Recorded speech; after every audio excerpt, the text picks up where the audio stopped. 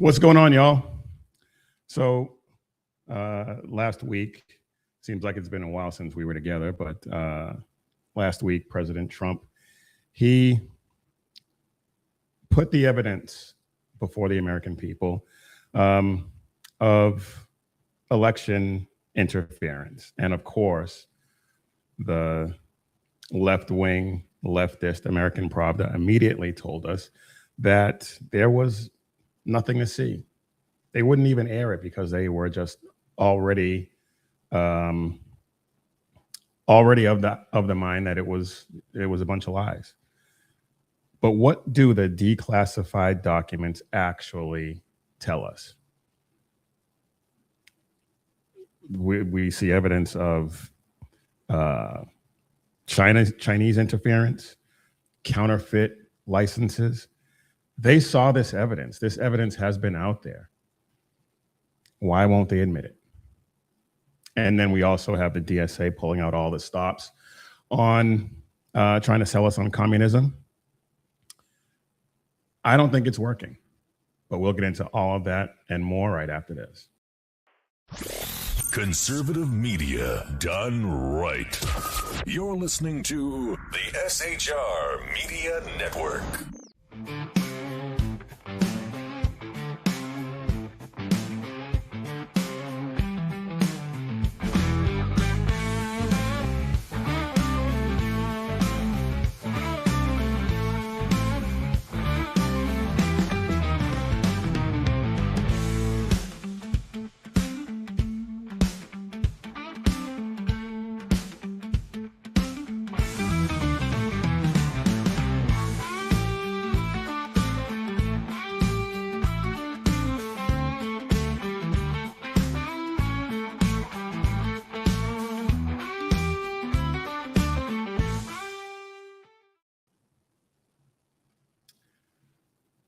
Welcome to the Mission Ready Men Briefing right here on the SHR Media Network, where faith in God is the standard and masculinity is not toxic.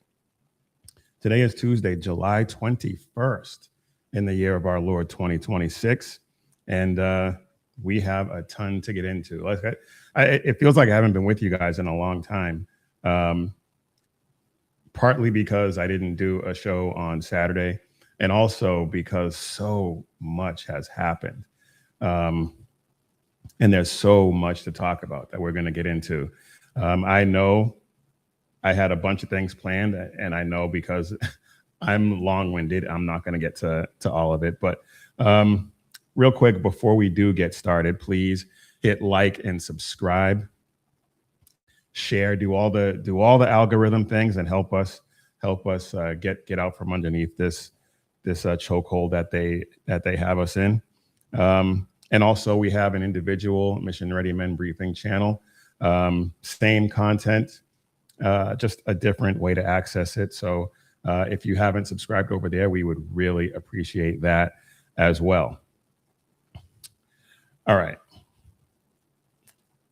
Like as I said, I didn't do a weekend show for the past couple of weekends, actually.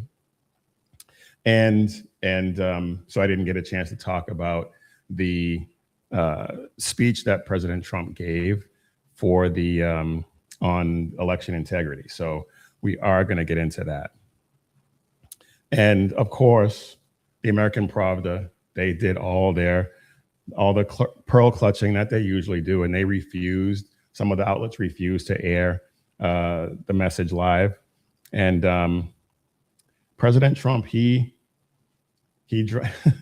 dropped some serious truth bombs during that 22-minute speech.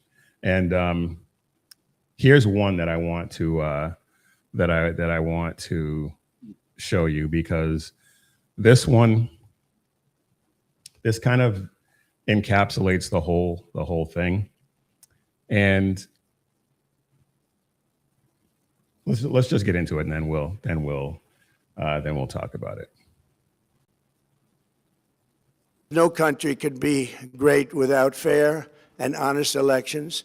You have to trust your country, because if there can be no trust, there can be no greatness. And that's very simple. No trust, no greatness. For many years, I've called for bold, swift, and decisive action to protect the integrity of America's elections. Every American deserves to know that when they cast their vote, that vote will be counted accurately in a system, and that is to make that system secure, one where cheating and interference are not just difficult, but virtually impossible. Unfortunately, the system we have today falls catastrophically short of that standard. Catastrophically short of that standard.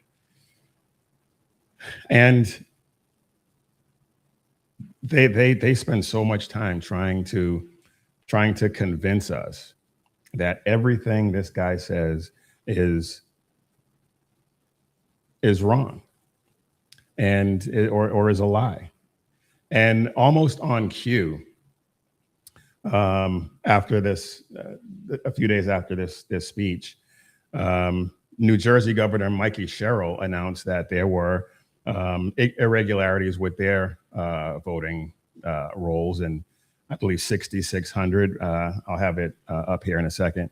6,600 illegal aliens were registered to vote, and 400 of them, at least, I think that number is being downplayed a little bit, actually voted in the most recent elections. But no, there's nothing to see here. Nothing to see here.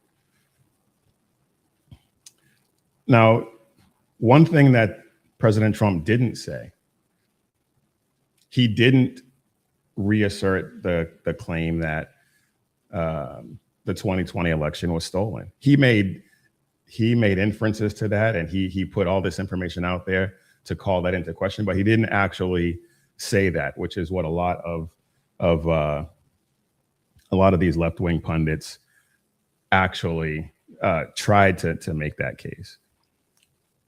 But there were vulnerabilities in voting machines and ballot systems, and China actually accessed 220 plus million voter files via TikTok. Interesting. And they have a fake ID scheme that they were trying to exploit. And this wasn't just some rambling speech complaining about all the stuff. This was, he actually dropped receipts. He declassified a bunch of information. And I downloaded a lot of it. I downloaded everything that was available. I haven't had a chance to actually go through it all. I've looked at some of it. And this is stuff that, some of this is stuff that had been reported and speculated on in the media for a long time. And this is just now confirmation of that. And of course, most of the American Pravda wants nothing to do with it. So yeah, Governor Sherrill, she in New Jersey, she confirmed that 6,600 non-citizens, most likely illegal aliens, were registered to vote through the DMV. And I've been saying this for a long time because I believe California has a similar scheme where they just, once you get your ID through a driver's license at the DMV, you are automatically registered to vote. A lot of states have this scheme. And I've been saying it for a long time that is one of the quickest ways to have voter fraud. Because if you're registered to vote and you have a valid driver's license, that's all you really need. That's all you really need when you go to vote. And here we are. This is just New Jersey with 6,600. What about all the other states that do this?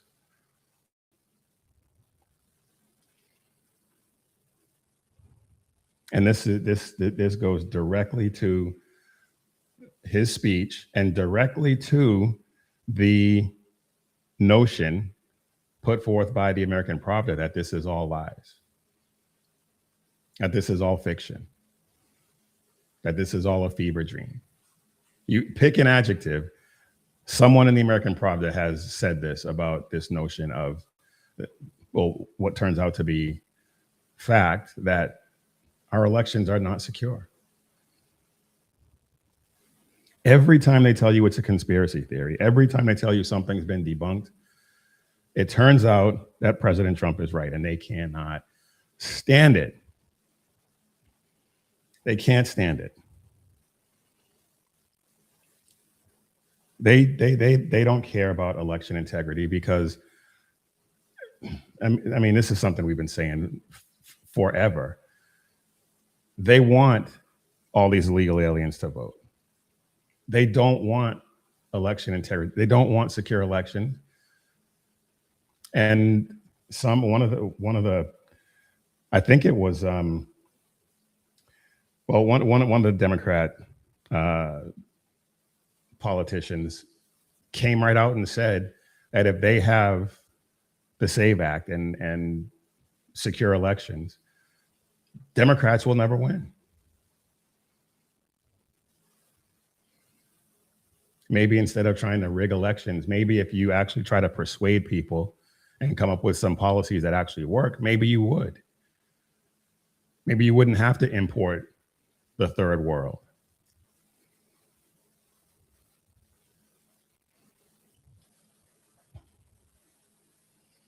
Now, our elections haven't been secure for a long time. Many states have this automatic voter registration scheme. But I am going to take issue with the president on something. And for all the people who say that we're in a cult, and for all the people who say that we just take whatever President Trump says and run with it, I'm about to take issue with the president right now because he talked about this fake driver's license scheme. We have this we have this information now. We have this evidence. Last August, President Trump said that he was honored to welcome 600,000 Chinese nationals into our university system via the student visa program. And now, less than a year later, he's saying that the Chinese interfered in our elections with evidence. Every one of those student visas, and I'm fairly certain that he had an idea about this last August. Every one of those student visas for Chinese nationals, every one of those 600,000 should be revoked immediately.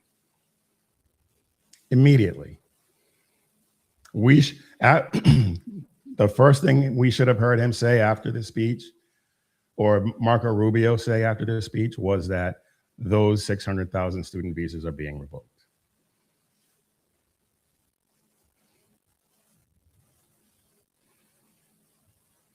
But doesn't seem like that's going to happen. Because as BZ likes to say, and is 100% true, China is our enemy. 600,000 Chinese students in our universities is a huge security risk. Not to mention how many of those 600,000 students are going to pop up pregnant and give birth to American citizens that they'll take back to China, train up with the CCP, and then I mean, we've talked about this before. This is something that should be done immediately. Every one of those student visas should be revoked.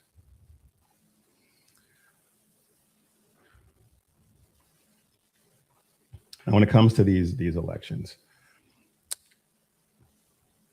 Proverbs 11:1 says, "Dishonest scales are an abomination to the Lord, but a just weight is his delight." These issues with this election, with our election system and our election security, it undermines everything that we're trying to do. Because, as the president said at the beginning, if you can't trust the elections, then how can we be great? And it's only going to get worse if we don't do something about it. Elections are supposed to be sacred trusts. We're supposed to be able to trust that process. But they've been suppressing this information for a long time. Catherine Herridge, she had a report, and my tabs got rearranged somehow. But Catherine Herridge had a report, and I'm going to find it here in a second, where she talked about this, and she looked over the evidence, and she found corroboration for one of the claims that President Trump made in his speech. And I am going to find it here.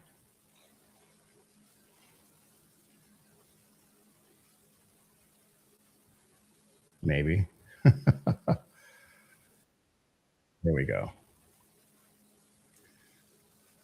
Right where I thought it was. I missed it. I don't know how. But anyway, let's go ahead and take a look at this. Like I said, it's been a while. I haven't been with you guys in a while, so bear with me, working out the kinks. But let's take a look at this. First, just your reaction to the president's announcement tonight. Well, I think it's a very significant announcement, not only what he said, but the fact that they are releasing these documents so that we can really fact check the claims we heard this evening. I've been digging into the documents already, and I found this November 2020 email. And it specifically states, it's a conversation among intelligence officials. It specifically states that they have, quote, deliberately massaged one of our pending PDBs, that's the president's daily brief, to avoid any direct links to the election. And that is consistent with my reporting.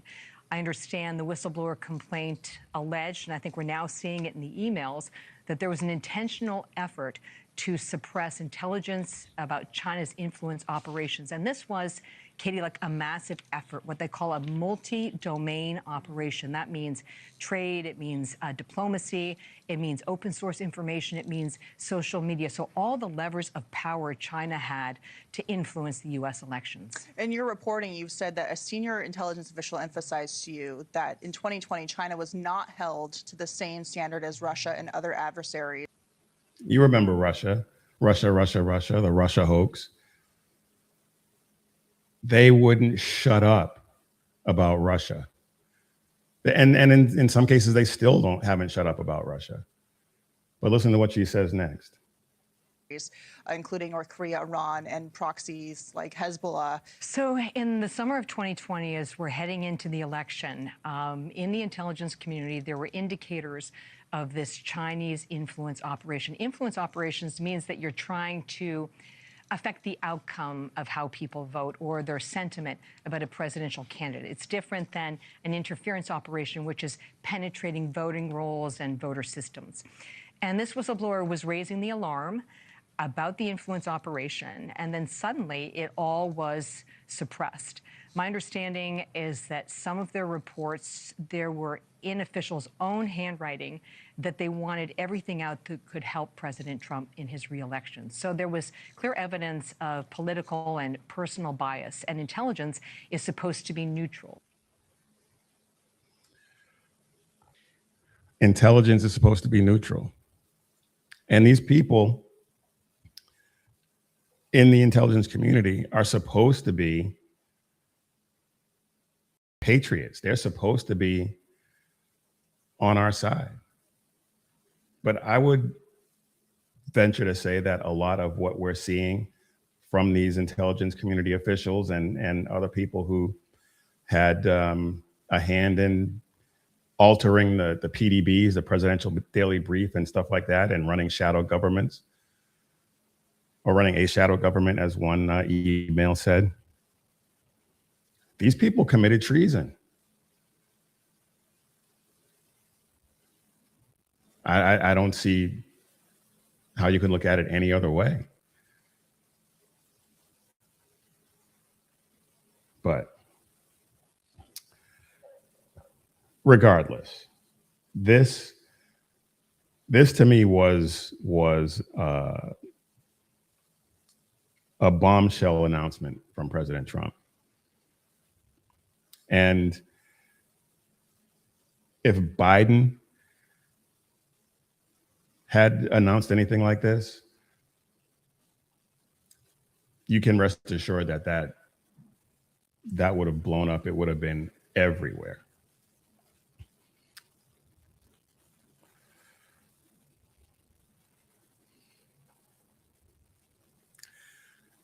Yeah, Jason, that doesn't surprise me, honestly. Having grown up in Massachusetts, that doesn't surprise me at all.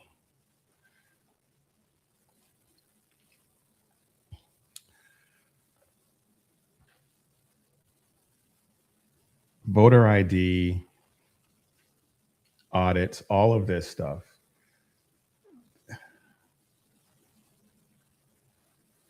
The only reason they do not want to secure our elections is so that they can cheat. Elisa Slotkin, she was the one who said that they wouldn't win another election if they went ahead and did these,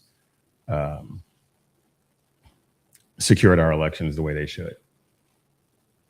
That should tell anyone paying attention that they have crappy arguments, that their policies are terrible. Because if they had good arguments, if they could articulate them well, and their policies were good for the American people, they would win some elections. But they know that they're terrible, and they know that smart people are not going to fall for it.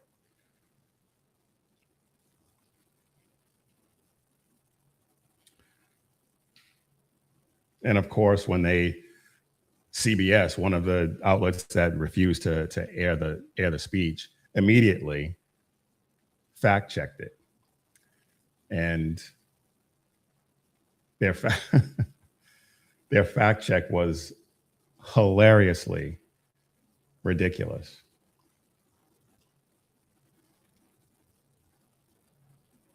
They always say that there's no evidence for stuff. Every time President Trump says something, they'll tell you, well, there's no evidence for that. President Trump drops the evidence. Well, the evidence doesn't have any evidence, was basically what they said.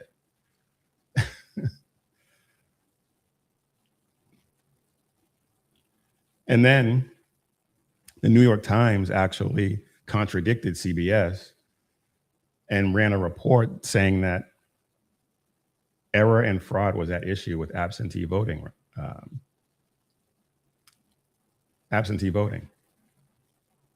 But I guess that's not evidence enough. And so is the CBS saying that the New York Times is lying?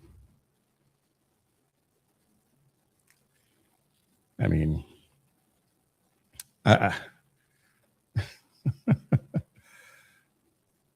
these people are, it's almost comical at this point. It's terrible for the country, yes, but it's almost comical how ridiculous they are. So what we have to do, we have to make sure that we get in touch with our representatives, and the SAVE Act, the Save America Act, is probably not going to pass anytime soon, but We need to put pressure on our representatives and make sure that they know that that's what we want.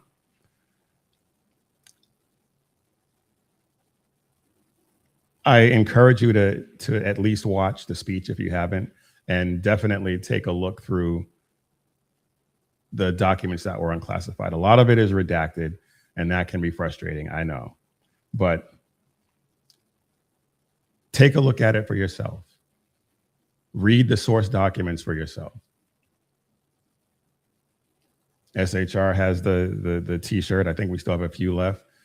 250 reasons to read source documents. Well, this is one of them. Read it for yourself. Don't just take what CBS or MS Now, BS Now, CNN, even me. Don't take what I say at face value either. Read it for yourself.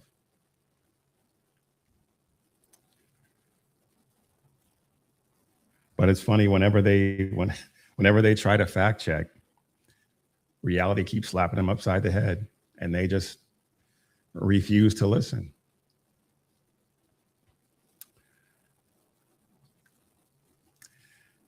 Anyway, we got a lot more to get into, but before we do, I want to get a word in from our sponsor. And our sponsor for today's show is Patriot Mobile. Who you do business with matters, and that's why we switched to Patriot Mobile. Patriot Mobile is America's only Christian conservative wireless provider, and you will not speak with any customer service reps in India or any other country where you can't understand what they're saying. That was a huge frustration with the company we switched from. But not only that, but they support causes that we care about. They support pro-life, pro-family causes, and they are all about protecting freedom. So right now you can get a free month of service when you go to patriotmobile.com and use promo code Jackson, patriotmobile.com/Jackson, or call 972-PATRIOT and use promo code Jackson. Stop funding companies that fight your values. Switch to patriotmobile.com today. All right, so a couple days ago, somebody decided they wanted to firebomb a federal building in New York City where ICE was located.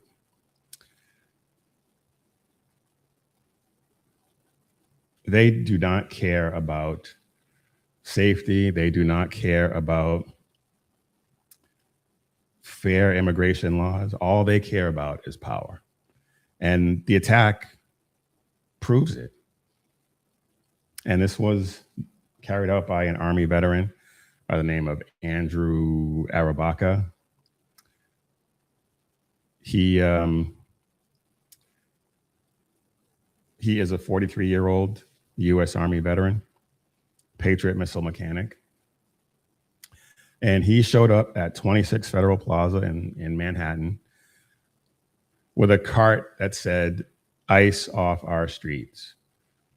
He had a bunch of anti-ICE literature, a bunch of weapons, axes, a machete, a hammer, gasoline, and airsoft guns.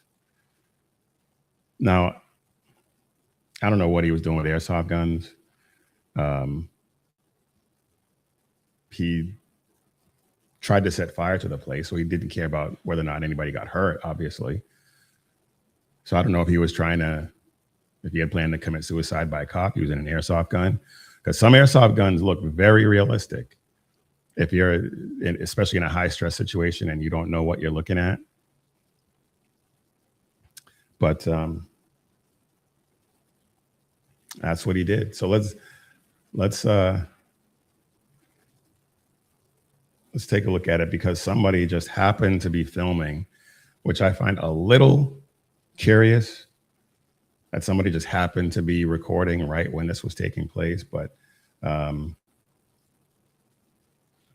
let's take a look at it.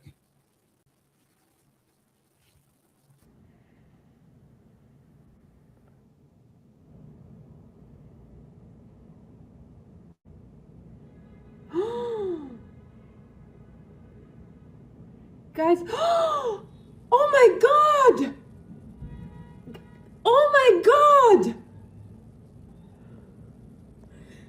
Oh my God! Get away from there! I don't know what this lady was all gasping about, but and the video goes on. I'm not going to play the whole thing, but the video goes on, and they apprehend him, and I guess he fired some shots from the airsoft gun. From reporting that I've seen, I didn't see it in the video. Maybe I missed it, but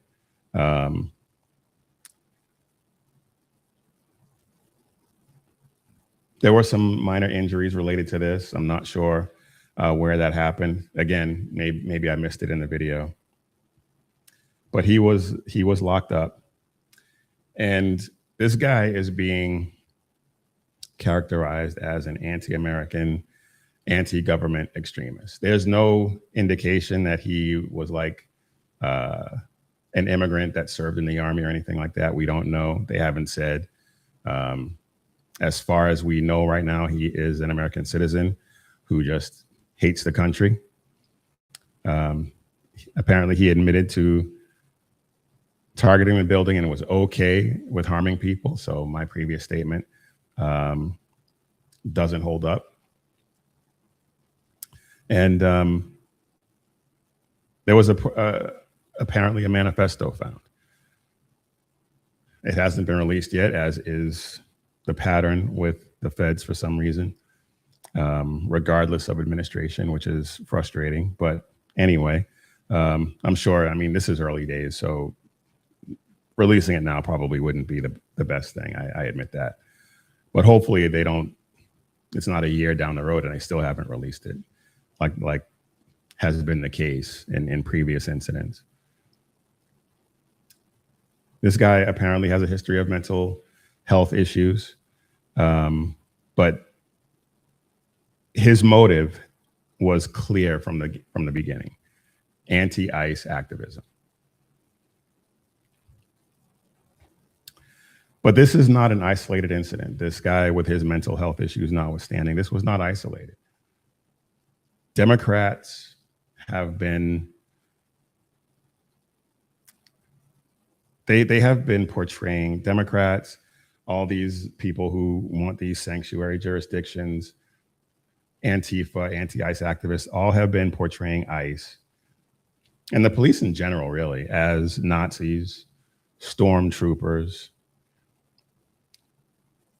people who separate families, separate children from their parents, claims of raiding churches and arresting people in hospitals, all of which has been debunked. Claims that ICE is not real law enforcement and you don't have to comply.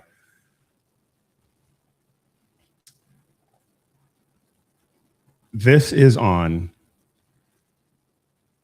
this is on the left, and we can point to all of the recent and even not so recent incidents of left-wing violence. And we can lay it all at the feet of these leftists who have been saying this type of stuff forever. And Scott Jennings, as usual, laid it out for a bunch of these leftists on CNN. And this clip is worth watching the whole thing in its entirety. This is only a few seconds of it, but he references some things that happen, and it's worth watching. But let's go ahead and check this out. Is it possible that it is the actions of ICE that have people talking like this, not just getting messaging from the Democrats, but seeing what's happening in their communities? So if you believe that a government agency is doing something that you don't like, and your choices are A, cast a vote, B, use your words, or C, go set off an incendiary device at the federal building in New York City, and you pick C, There's no justification for this. There's no rationalization of it, and that's patently ridiculous if that is what anybody's going to argue tonight. Is it possible that it is the action? And they did argue it. Like I said, you should check out that entire clip. It's a 5 or 6 minute segment on CNN if you can find it. It's worth watching because they make some they make some crazy claims. They make some crazy claims, and Scott Jennings, as usual, calls them out on it. Tom Homan had some words for these people. And as usual, again, I mean, when you have the truth on your side and you can articulate it well, these leftists have nothing. They have nothing to come back with. So let's take a look at what Tom Homan had to say.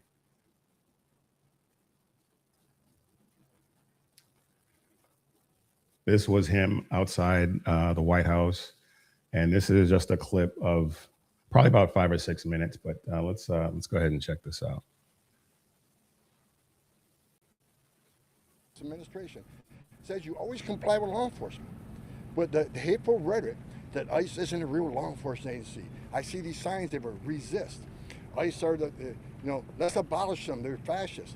When you keep that hateful rhetoric up for a year and a half, there's going to be that percentage of that left population that it's going to be emboldened to take action because they're not a real law enforcement agency. I should resist them. All they had to do is simply comply with law enforcement. If you don't like what law enforcement did to you, then go to the courts, sue, call the ACLU, do whatever you want to do. But you should always comply with law enforcement. If they did, they'd be alive today. Now, I'm not going to comment on the investigation itself, but wait for it to play out. This is about complying with law enforcement, and a lot of the negative, hateful, and I said this a year ago, if a hateful rhetoric doesn't stop, there will be bloodshed. And there has been bloodshed.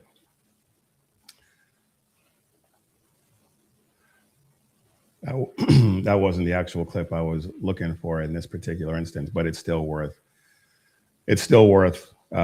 talking about because somebody had asked him in that clip about the shooting deaths in Houston and Maine, and of course, he's 100% right. But here's the one I was looking for. So let's go ahead and take a look at this one. But I can tell you right now, I go out quite a bit. It's more dangerous now than it ever has been because of the false stories, the rhetoric. ICE has never arrested anybody in the hospital.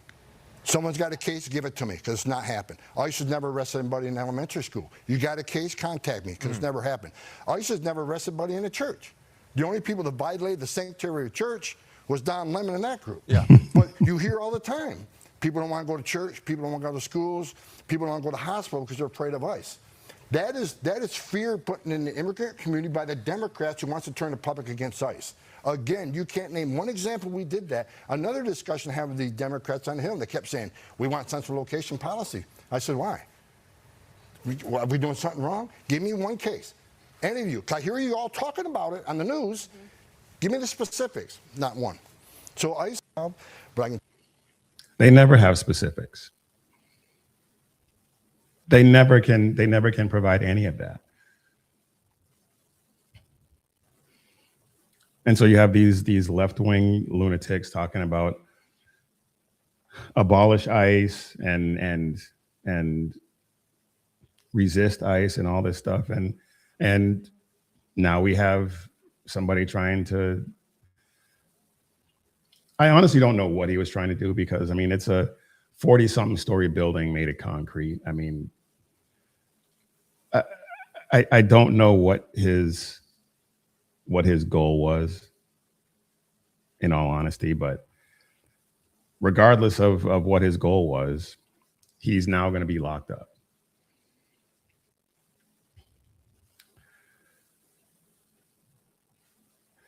The Bible tells us that life and Life and death is in the power of the tongue, Proverbs 18:21. And these reckless words that the left keeps spewing,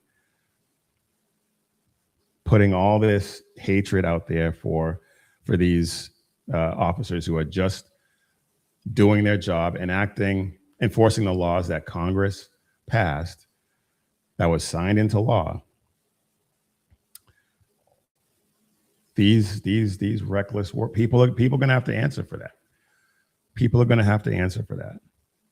And remember, I don't know, maybe a year or two ago, maybe a little longer than that, but the left was talking about conservatives engaging in what they called stochastic terrorism, which is basically using words and the media to inflame inflame sentiment against their enemies. They were accusing conservatives of doing that. And now look where we are. They have nothing to say about stochastic terrorism when it's their side that is producing real smoke, real fires, and real death.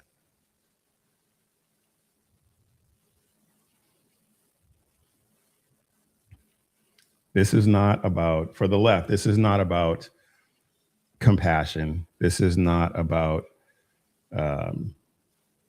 this is not about, all this is about is undermining law and protecting illegal aliens. And then consolidating all the power that they can in these blue states, in these blue cities, these blue jurisdictions. New York City's sanctuary policy under Mamdani is case in point. It's the example. But another thing that is at play here that I think we're going to see start to play out shortly is this is a test bed for ramping up similar attacks against local police.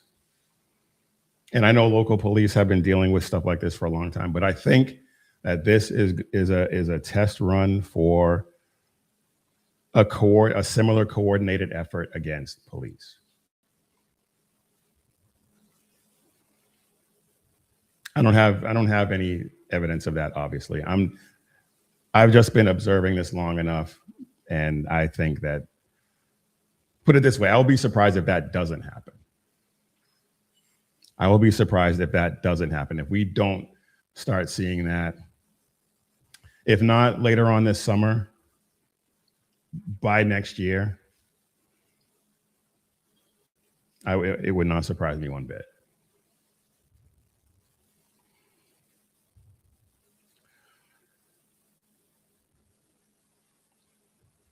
And ICE is dealing with these threats, these ramped up threats. And it's sad for them. It really is. Especially the ones that are getting run over, that have been doxxed. And people forget the reason why they're wearing masks is because they had been doxxed, because their families had been threatened. But they can conveniently leave that part out when it comes to talking about ICE. Tom Homan had something to say about that as well. Let's take a look at that. You know, guys, ICE agents are mom and dads too. They don't hang their heart on a hook every day to do this job. And it's just not an attack on the ICE agents, it's an attack on their spouses and children, and no one knows that better than me. I can't even go get a quart of milk at a grocery store without a security detail. Why? Because I'm enforcing laws in this country. It's pathetic and it's disgusting. Thanks, Tom. Yeah, Tom Homan's been dealing with this for a long time. When he was in the last administration, he had to be away from his family for a lot of that because his family was under threat, and he was being followed, and he had to protect his family. So he wasn't with them for most of that time.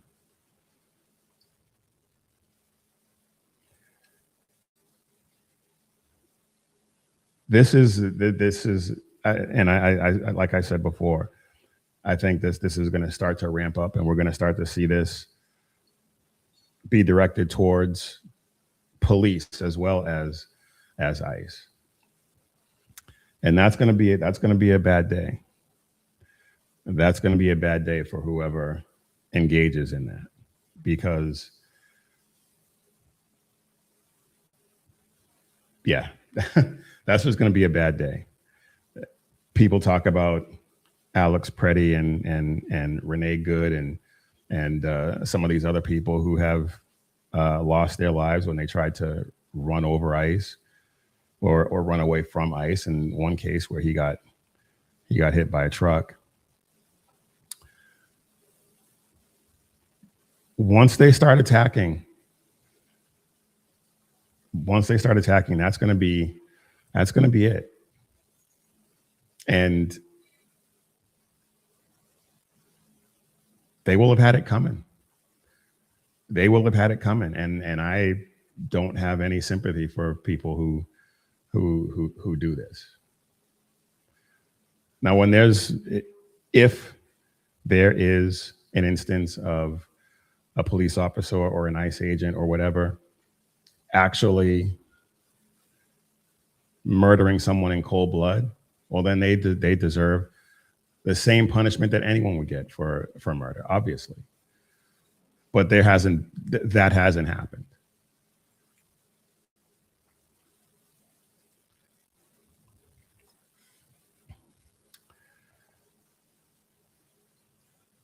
The left has been lying and spreading all kinds of falsehoods. And we're here to tell the truth. We're here to tell the truth. ICE agents, police officers are there to enforce the law, protect themselves, protect their fellow agents, and reject the hatred that they're spewing that turns citizens against the very people who are trying to keep them safe. So I pray for peace. I pray that these people come to their senses. And I pray that we get some people in there who, some leaders, some representatives, some senators, congresspeople who value truth and value and fear God over the polls in their next election. So we need to support our local law enforcement, support ICE, and call out this ridiculous incendiary rhetoric that fuels this anti-police, anti-ICE sentiment against them, because it's just it's not going to end well if it doesn't calm down. Because if it doesn't calm down, it's not a matter of when something blows up, but if. Not if, but when.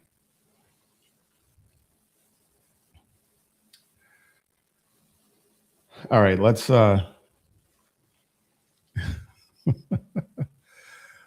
I want to thank everybody for being in the chat. I really appreciate it. Thank you all for being here. Thank you to the moderators for keeping everybody in line. I really appreciate it. And please keep it civil. Disagreement is fine, but harassment and just hateful rhetoric is not going to be tolerated in the chat by our great moderators. So thank you all for being here. We really do appreciate it. All right, let's continue a discussion that we've been having for a while now about the DSA. The DSA, Democrat Socialists of America, communists, they are on an all-out push to sell us communism. I've played the clips numerous times where they tell us that the goal is communism. And in their own documentation, they tell us that the goal is communism. And then you have ridiculous anchors like Caitlin Collins saying that socialism is not communism and there's no evidence that they're communists. And she's just a moron. And anyone who believes that is a moron. But they have been on a full court press to try and get people to board their crazy train. They really want to sell us on this idea of communist utopia. And they really believe some of the things. I can't believe they believe some of the things that they say. One of these mental giants actually said that socialism built America. And of course, it was Scott Jennings that had to set him straight. But let's take a look at this. Remind me of the 1930s. I couldn't agree with you more. There is no question that the anti-fascism is also rising, and the fascists were on our shore back then. And what we're committed to now is fighting what? Socialists? I mean, the idea of having healthcare that everyone communist, can... socialist, very antithetical to the American system. Are they the same or are they different? Because I think socialism, TVA, where I'm from, East Tennessee, was built by socialism. The TVA was built by it. Oak Ridge was built by it. Factories were built by it. Alcoa built was built by socialism? America, absolutely. Government workers, 90% of the people that built those having dams, a government is not the same as having socialism. Well, so if it's not the government doing the work and the government building things for the people and then keeping ownership of it, if that's not what socialism is, then what is it? You tell me. If it's not direct employees building the so New York City subway. you're saying any level of or any amount of government is socialism. I think your guys are actually. We're not the ones that label all this stuff. You have a whole faction of your party called Democratic Socialists of America who are running on things well beyond basic government services. They're running on absolute and total radical anarchy that is antithetical to the American. Let me ask you a point of clarification. Do you? I mean, socialism built America. That's a new one. That's one I haven't heard before. And I really don't know where he gets that, because it makes absolutely no sense. But they really believe that this idea of democracy means that they control everything. Because if you read their documentation, if you listen to them talk, that's the ultimate goal. But they're trying to sell it in this flowery language that people who aren't paying attention might fall for. One of the leaders of of actually, before we get to him, have you noticed something about all of these socialists, these Democrat socialists? Have you noticed something about them? I've noticed, especially with people like Bernie Sanders and some of the younger ones who are coming up, they're all rich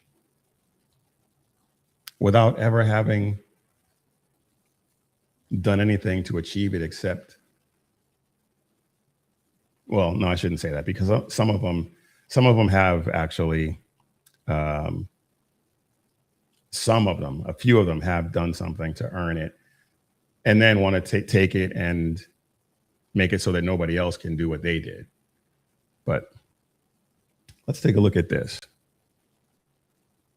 Far-left Michigan Senate candidate Abdul El-Sayed is increasingly facing accusations of champagne socialism. And his tax returns are adding fuel to that fire. The filing shows El-Sayed's household income for 2025 was over $686,000. That's nearly 10 times Michigan's median household income.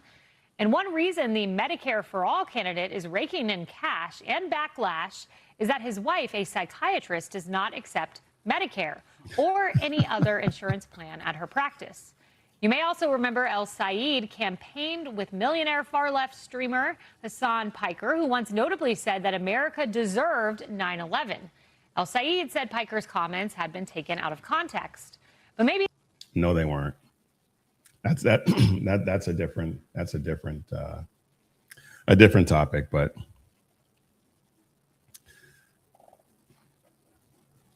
these champagne socialists, as was just put,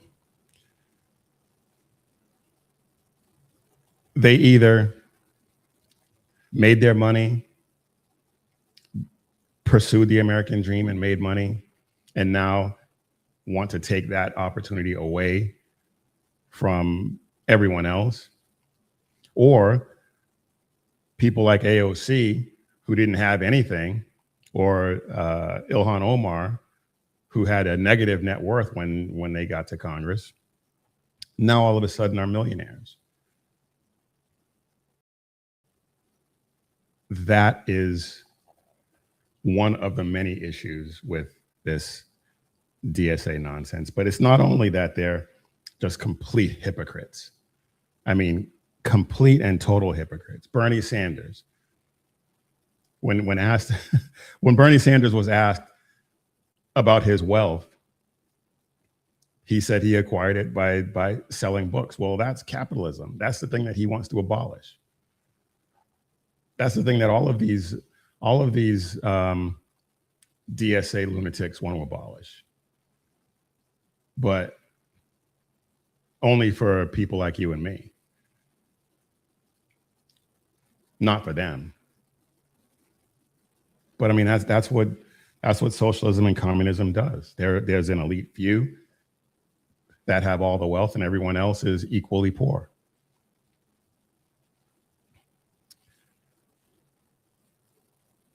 One of the leaders of the New York chapter of the DSA, he was on Fox News with Martha McCallum. And I don't like playing a lot of Fox News because people have their issues with it, and I really don't care. But this interview was hilarious on so many levels. This is one clip. And this kid looks like he's about 21 years old. I don't know how he became a chair of a state committee, but whatever. Let's listen to this. Your family came here from Peru, really in the middle of the heat of the Shining Path. They were Maoist communist guerrillas in Peru. So why did your family come to America? The economic situation in South America and in Peru was in a really bad place. But I think that much of what we could say is responsible for that actually was the imposition of capitalism and American imperialism. I hate that voice. What we have is the imposition. I can't stand that anyway. In many cases, is actually what brings immigrants to the U.S. coming out of Latin America, and so they come here because they don't like the imposition of American imperialism in the country that they're in. Yes, in many countries. So they come here. In many countries, it doesn't make any sense, and I really don't think that. There's a couple of the clips I want to play of this kid. He doesn't know anything. He knows absolutely nothing, and he just got worked by Martha MacCallum in this interview. And she didn't even have to try very hard because he's. It was just that ridiculous. But there was another clip that proves that he knows absolutely nothing. And so let's take a listen to that one as well. Are you in favor of abolishing Article 1 of the Constitution? No, we support a democratic. What do you think the chances are he knows what Article 1 of the Constitution says? Route to transformative change in the United States. We think that we need to put the working class before the billionaire class. So you don't want to abolish the Senate, the United States Senate, because that's what Article 1 is. The United States Senate. He had no idea. He had absolutely no idea. None whatsoever. Is an undemocratic institution. It gives more representation to people in smaller states than to the 30 million people in California. So you've got the House of Representatives, which is population driven, and then you've got the Senate. So every state, if you're a small state, you still get 2 senators, even though you only get maybe 1 congressman, in order to make all of the states have fair representation. So you say, I'm just confused. When you ask... Come to an interview and get a civics lesson. That's essentially what happened here. Normal Americans, if Congress and the Senate and our political system is working for them, most people are very unhappy with the political system and they say it's not working for them. When we think about the 250th anniversary of the United States and we think about our proudest moments in US history, I think of times like when ordinary people rose up and they changed the Constitution to abolish slavery, to give women the right to vote. Everyone's proud of that. And that's a nationwide pride in the country. But back in those moments, those were considered radical movements because those people dared to say we need transformative change in the United States. Right. Transformative change in the United States. Just vapid nonsense talking points. It's and it's obvious this kid knows absolutely nothing. I had a similar conversation with somebody years ago. I think it was when President Trump was first elected.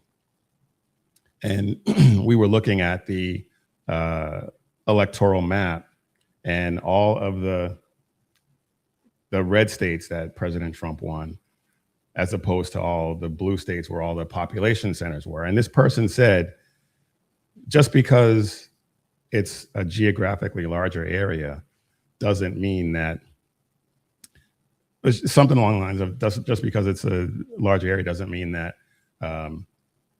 they get to tell everyone else what to do. Something along those lines. And it's like, well, that's the exact opposite of what's happening with all these coastal elites in LA and Miami. Well, maybe not so much Miami, but LA and Dallas and Houston and Boston and New York, Chicago, all these blue areas that have all these really dense population centers that vote Democrat. Do you really think they know what's best for somebody in Nebraska or somebody in the panhandle of Texas? No. That's why, as she said, we have the balance of representation that we have. But there's one more clip. that basically proves this kid is way out of his depth, and he needs some more seasoning. But let's check this out. We're focused on a working class economic The agenda. question is, how does the government become more democratized if the government takes over more of the power? So, for example, here in New York, if you have government-owned grocery stores, right? And that was what Mamdani promised. I know you were supportive of his election, and I interviewed him here. So they're up, like, breaking ground on one grocery store so far. It's going to cost $30 million to build a grocery store. In what world does it make sense to build a $30 million grocery store and put competitive pressure on the bodegas that are in the neighborhood?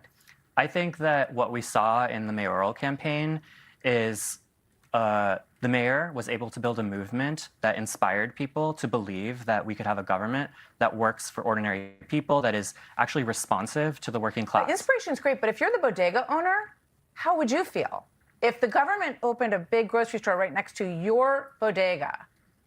Here we go. This is what he's about to say right here is very, very telling. If one publicly owned grocery store that brings prices down in the neighborhood is enough to put someone out of business, then maybe they shouldn't have been in that business in the first place. Interesting. Martha McCallum was stunned because it took her a couple of seconds to actually respond to that. But that's how these people think. That's how these people think. They think that the government-run grocery store that they're in charge of is a legitimate way to put you out of business because they want to punish success. They don't believe that individuals should be able to achieve anything.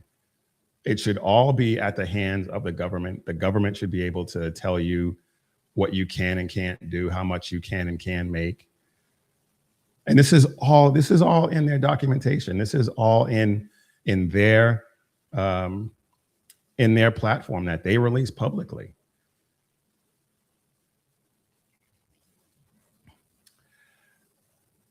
But I want to end with this. I'm gonna end this segment with this because this was Marco Rubio did a speech at the State Department where I think it was about 15 minutes long, where he just laid waste to the left-wing, lunatic, activist, violent nonsense. And this part right here was one of the ones that stood out to me. There were several. I posted the whole thing, or posted about half of it on my X, and you can go listen to it. That's about 7 minutes long.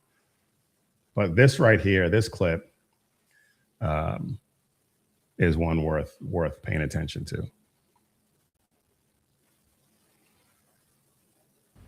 This is what radical leftism is. It may wear various different slogans and ideologies across place and time.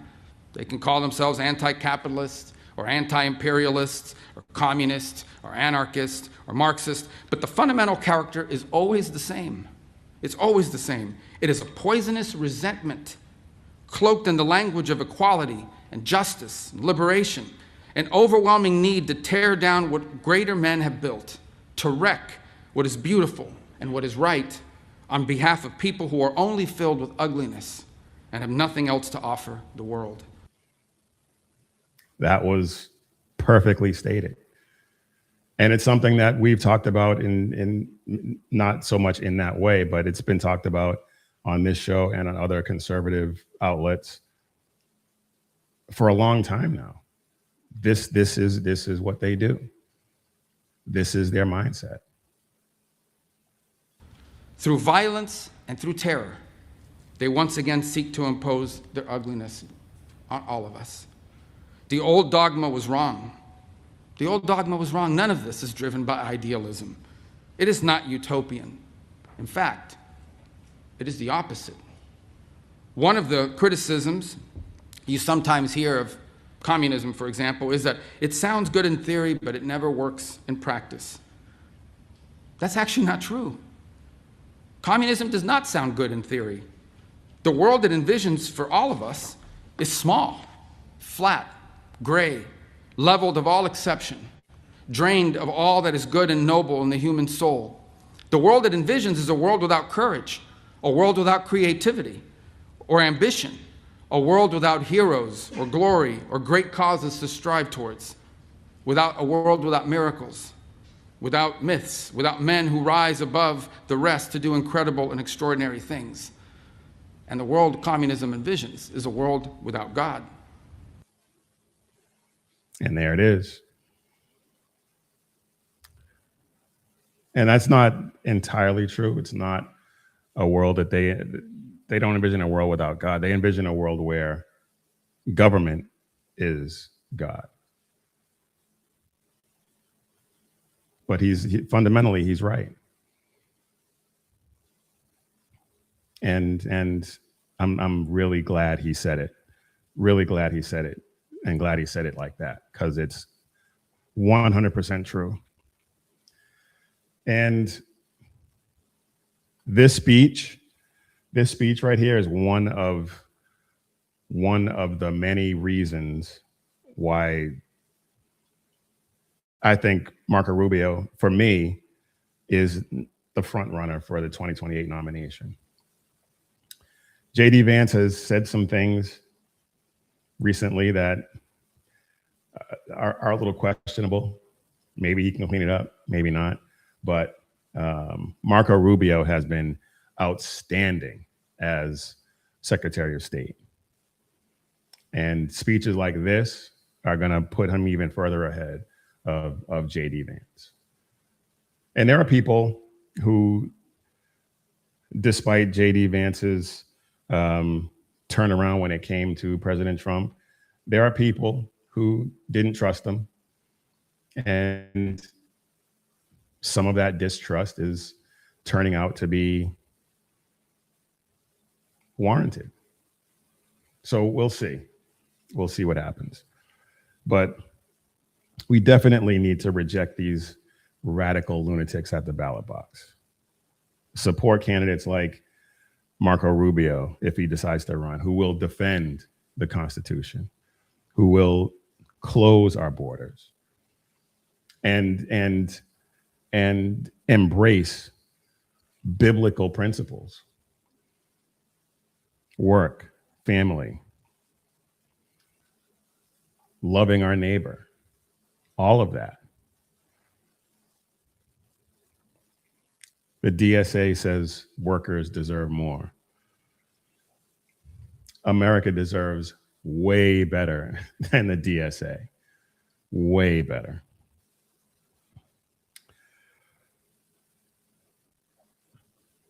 All right, we got about 15 minutes left, and there were a few other things I wanted to get to, but I don't think we're going to have time. But we didn't do a weekend show, and so I didn't get a chance to talk about this. I want to get into this because this was, on one hand, this was exceptional entertainment. And on the other hand, it was sad to watch. Graham Plattner, he withdrew from the Maine Senate race. And so they had a debate. They had a debate, and it was an absolute train wreck. And I don't have time to get into everything that happened on that stage. But obviously, we are going to talk about the tranny that was on stage.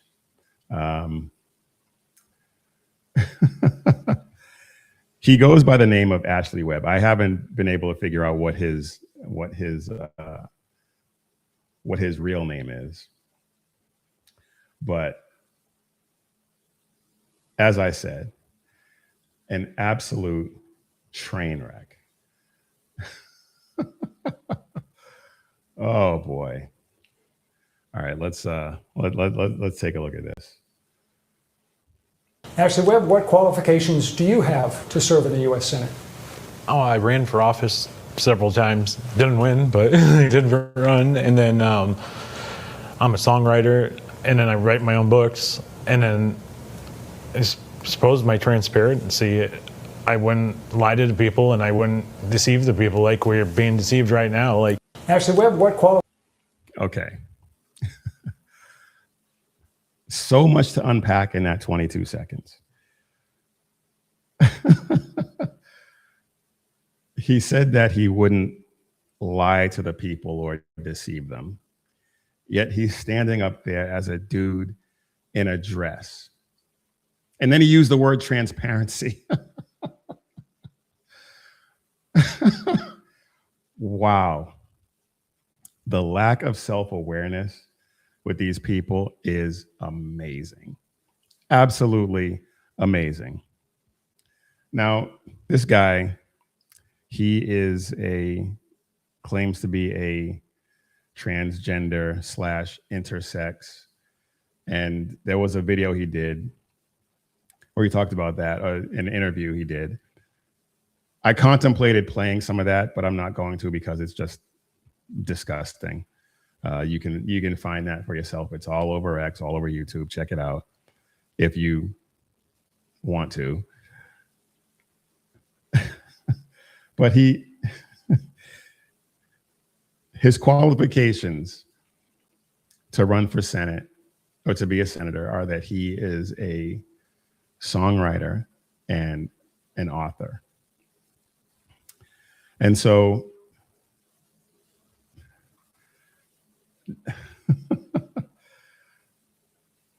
somebody came across one of his songs called Diet MAGA.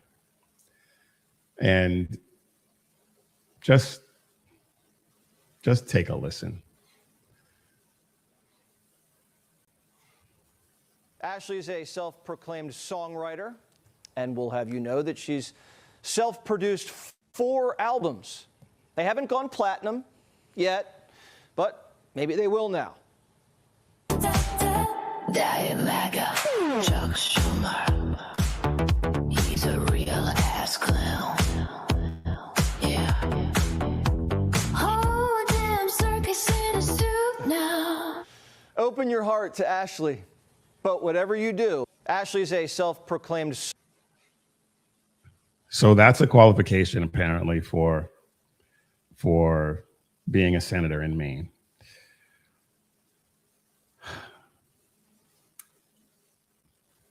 There's others. I'm not gonna. There are a couple of the clips that I was gonna play, but it's not. I think you get the idea. It was like I said, a train wreck. And some of the other candidates that were on stage, one of them's already dropped out, so it's not.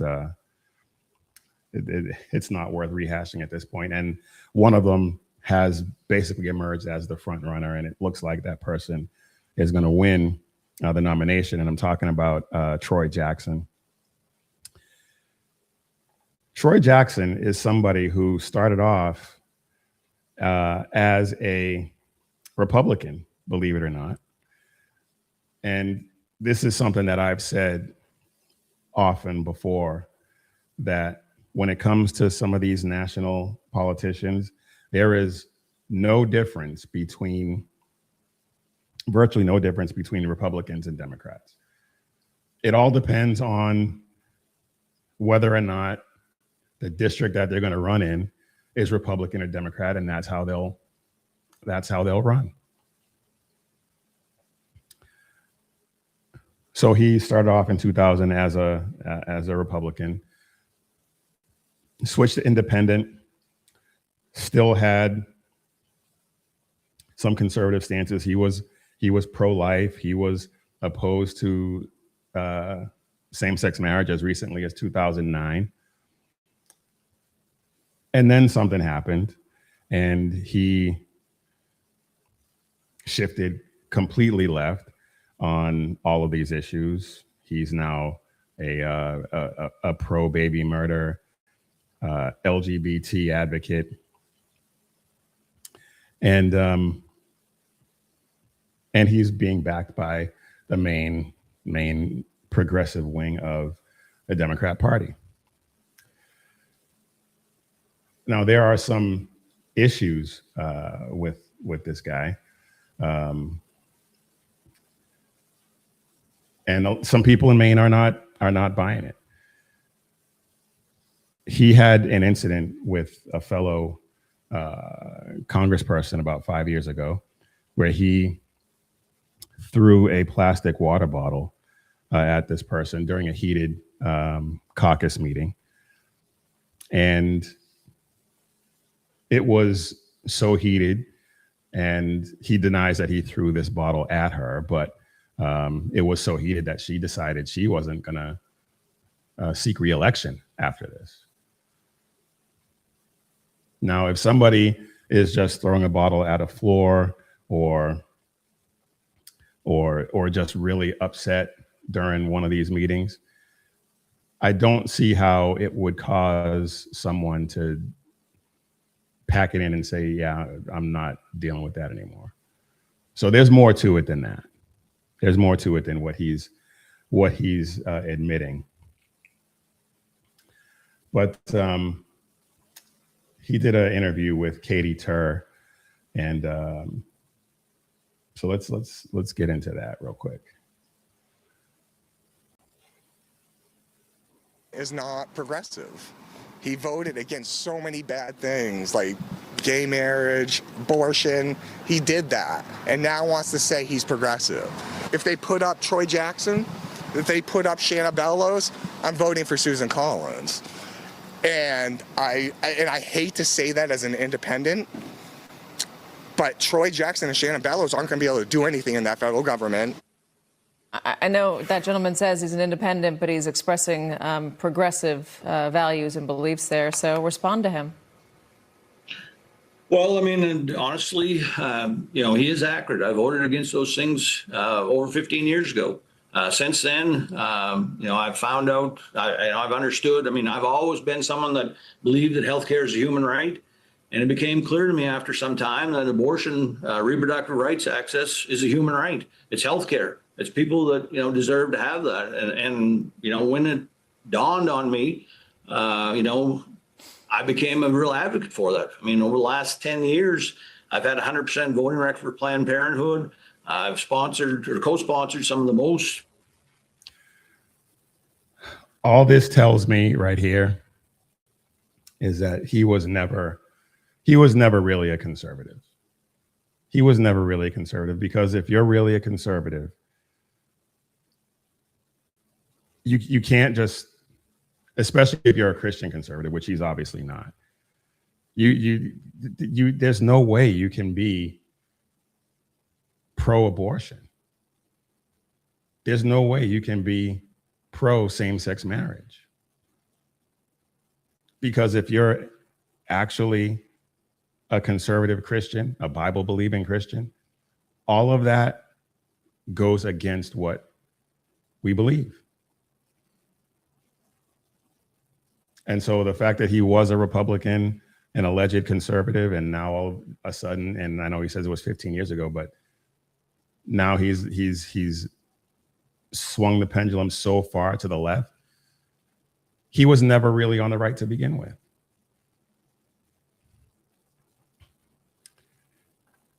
And they're trying to portray this guy as another, not another, but with the same, well, yeah, another Graham Plattner, just without the Nazi tattoo. And he's clearly not. Graham Plattner, for all of his faults, all of his shortcomings, he had some charisma, and he had the ability to fire up a crowd. This guy has none of that. If you watch the debate, just watching this interview, he has absolutely none of that. And I think Susan Collins is unless something drastic happens, I think Susan Collins is going to win. I'm not a big fan of Susan Collins. I think she's a Democrat light. I don't think she's as far to the left as some of these people, but she's not a conservative. But it's still better than the alternative of a Graham Plattner or or an Ashley Webb, who had no shot, by the way. No shot. But anyway,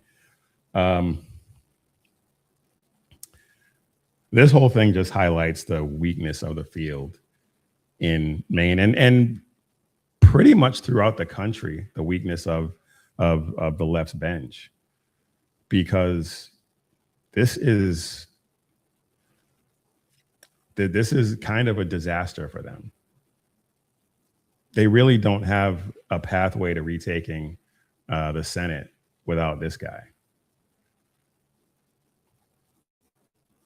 So we'll see.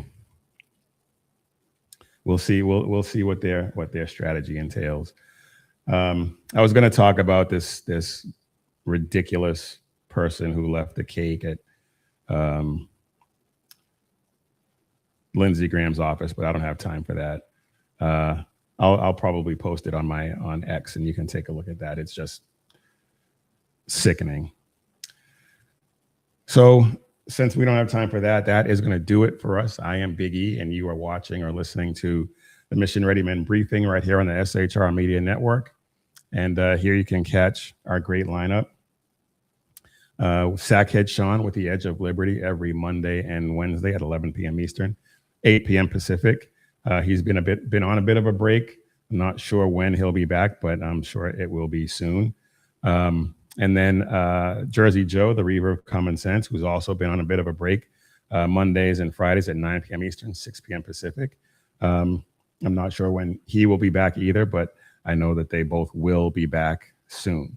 And then we have BZ in the Berserk Bobcat Saloon. The saloon is open every Tuesday and Thursday at 11 p.m. Eastern, 8 p.m. Pacific, which means he will be on in about a half an hour from now. And then we have Beer and Bullstein with Lyle Armstrong every Friday and Saturday at 7 p.m. Eastern, 4 p.m. Pacific. Hopefully he will be back this weekend. He's been dealing with a couple of issues, but he should be back very, very soon. Hopefully it will be this weekend. But be sure to like and subscribe to all of those guys' great shows, and pray that we continue to break through and reach as many people as we possibly can. We are growing. We are growing very well, despite what the big tech tyrants would want us to do. But we're thankful for every like and every share that you guys give us. So that is going to do it for this briefing. We are not just here to fill airtime, but equip Christian men and spread the gospel of Jesus Christ and carry the banner of faith, freedom, and hope into the next generation. And if anything that we said here tonight resonates with you, please don't just watch, but share it. Share it with another man, bring him into the fight. And if you want to wear what you stand for, head over to missionreadymen.com, click Shop 7 Armors, and check out all of our great designs about bold faith, true grit, and unapologetic patriotism. And while you're there, head over to just click the SHR shop and check out all the merch for the guys' shows there, and the 250 reasons to read source documents tee. We still have a few left, so be sure to check that out as well and pick up one for yourself. And remember, when seconds count, the police are only minutes away, but the Lord is right there with you. So keep your prayers going up and your head on a swivel. God bless.